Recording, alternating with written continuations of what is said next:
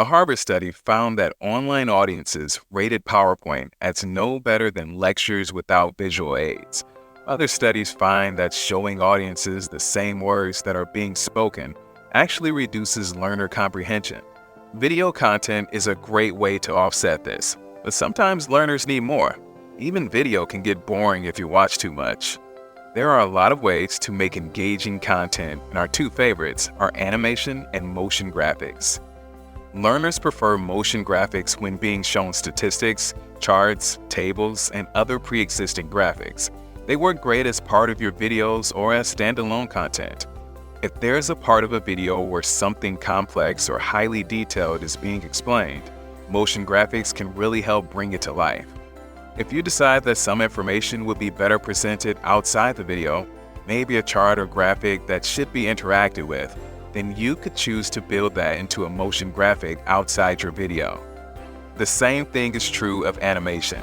You can either choose to animate in a video, just like this, or you could build an animation and present it independently. We like to save in-video animation for things like mascots, stories, and instructional segments, since it can get expensive if you overdo it. Demonstrations or instructional segments, procedural explanations, or any kind of visual-heavy descriptions work best with the creative freedom of animations. Designing motion graphics and animations sounds like a lot of work, but we actually don't often build them from scratch.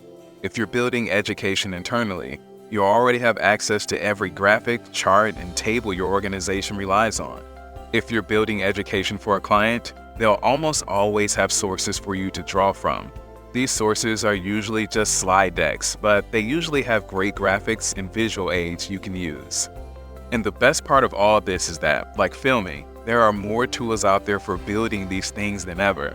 There are a few dedicated motion graphic builders out there like Rive or Veed, but even something more beginner-friendly like Canva can be used to build motion graphics with a little creativity. For animation, your main choice is traditional or AI. In our experience, AI animations are best left alone. We found that the quality varies wildly, and even at its best, it isn't always what we need. Traditional animation is our favorite. Sure, there's a bit of a learning curve, but there are some beginner-friendly sites out there like Powtoon that get you up and animating in no time. Remember, you don't have to hire an animation studio or create the next Pixar blockbuster.